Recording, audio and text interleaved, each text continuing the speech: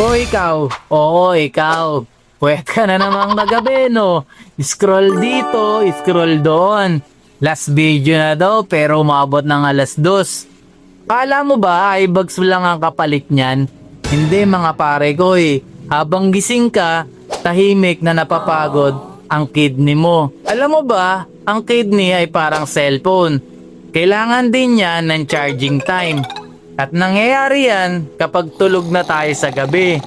Kapag puyat ka, ang katawan mo napipilitang mag-stay sa alert mode. Ibig sabihin, mas mabilis ang tibok ng puso mo. Mas mataas ang pressure ng dugo. Kahit dapat nagpapahinga na, imbis na chill lang, ang mga filter ng kidney mo sa gabi, napipilitan sila magtrabaho pa rin. Para bang sasakyan na hindi pinapatay ang makina. Oo, aandar pa rin, pero mas mabilis suminit, mas mabilis masisira.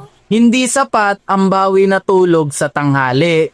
Ang totoong recharge ng katawan natin, lalo na ang kidney, nangyayari sa gabi. Targetin mo ang 7 hanggang 8 oras na tulog.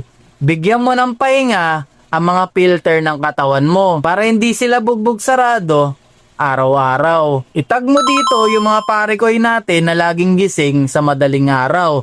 Sabihin mo sa kanya, kidney mo naman ang isipin mo. Follow ka dito for more real talk health tips.